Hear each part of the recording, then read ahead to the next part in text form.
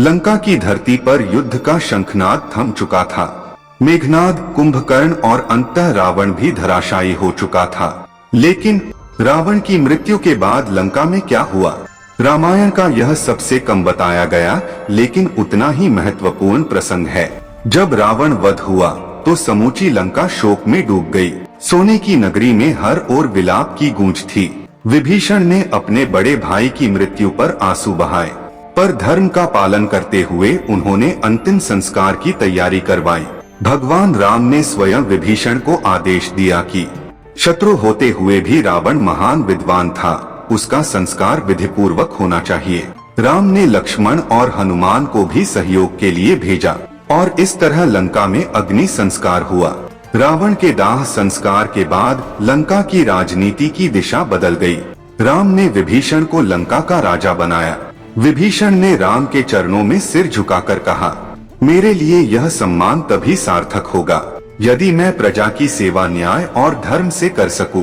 इस प्रकार लंका की जनता को नया शासक मिला, जो राक्षसों का राजा होते हुए भी धर्मनिष्ठ और भगवान विष्णु का भक्त था।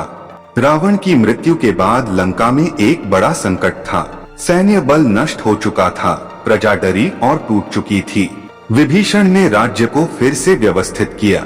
उन्होंने प्रजाजनों को आश्वासन दिया कि अब कोई अन्याय नहीं होगा। स्वर्णलंका में रामराज्य जैसी व्यवस्था की नींव रखी जाने लगी। राम और सीता की वापसी।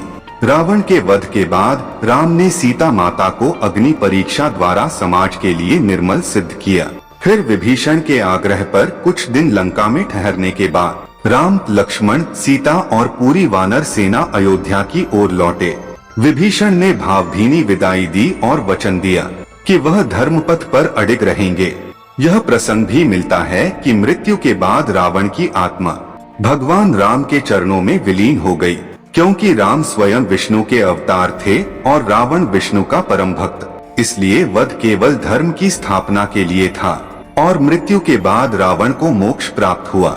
इस प्रकार रावण की मृत्यु ने केवल एक दैत्य का अंत नहीं किया, बल्कि एक नए युग का आरंभ किया।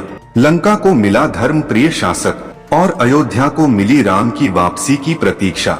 रावण की मृत्यु हमें यह सिखाती है कि कितना भी महान ज्ञान क्यों न हो, यदि अहंकार और अधर्म से जुड़ जाए तो उसका अंत निश्चित है।